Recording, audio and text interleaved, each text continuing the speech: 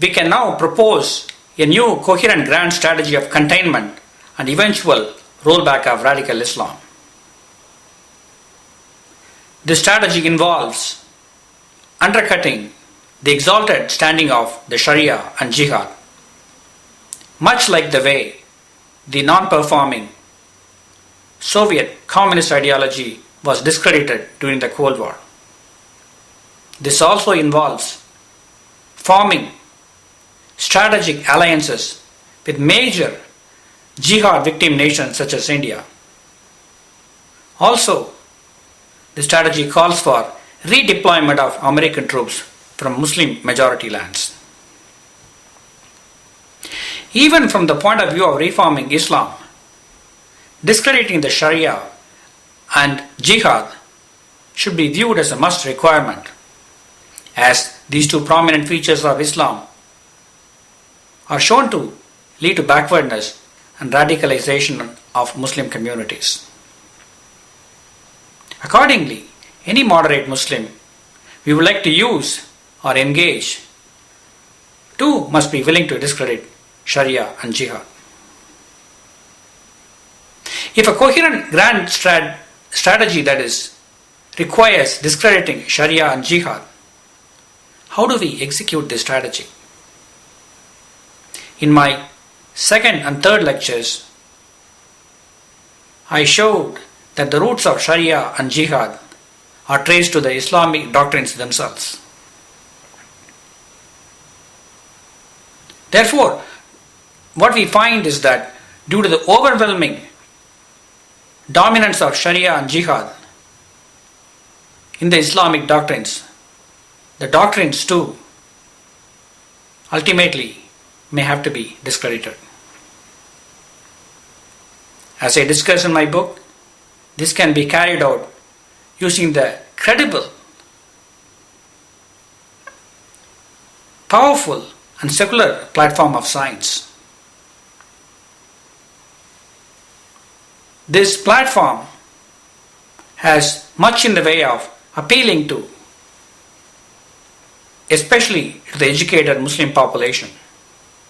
The educated Muslim populations are quite familiar with the scientific methodology and the idea of reason that is at the backbone of a scientific thinking process.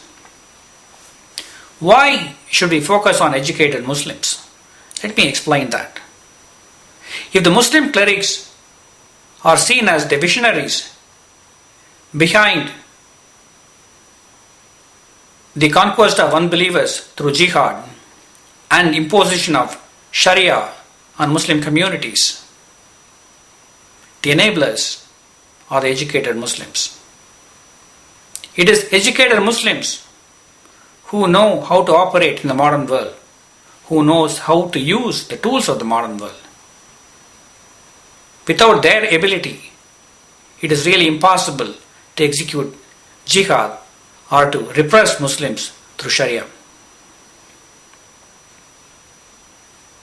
Undercutting the standing of the Islamic doctrines, as I said, requires a scientific platform.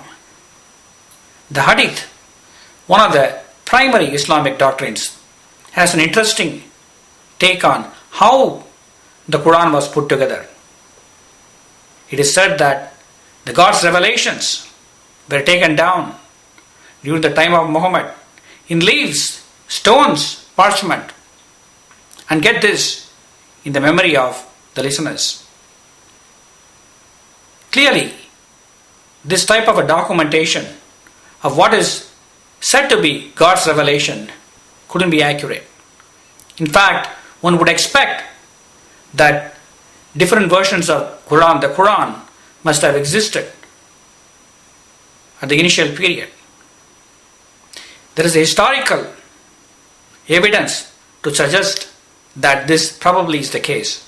Not only that, in 1971, in a place called Sanana in Yemen, one of the earliest versions of the Quran was discovered. This Quran is different from the Quran widely now in use. This goes on to show that on the basis of science, we can make the statement that the Quran is an inaccurate and a man-made document. Evidently, this powerful interpretation comprehensively discounts Jihad and Sharia as well. The real question is, how can we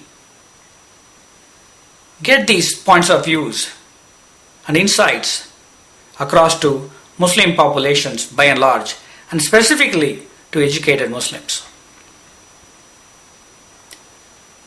It's clear that the initial group we need to focus are the Muslim immigrants in the Western nations.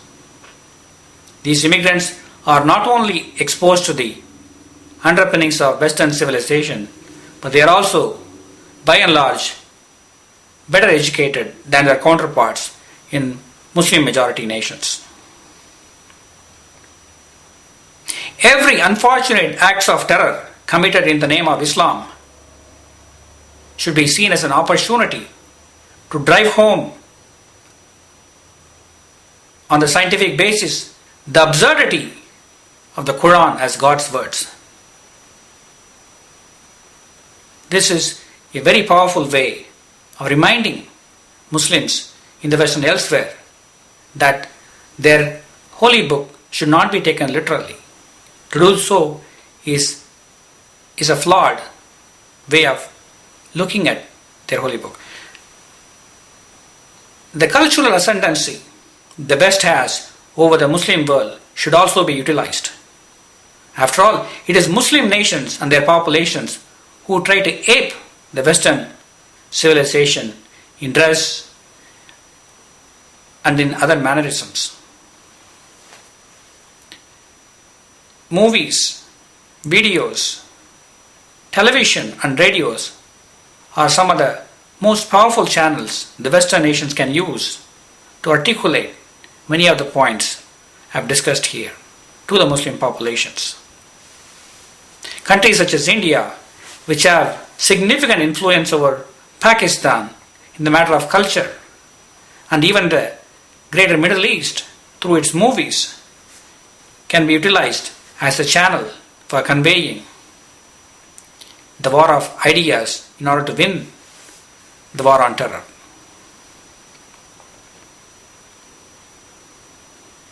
I would like to end this lecture series by pointing out the power of modern problem-solving techniques in dealing with the threat of radical Islam. Order my book, Defeating Political Islam, The New Cold War, today for more detailed analysis and extensive references. Thank you for watching.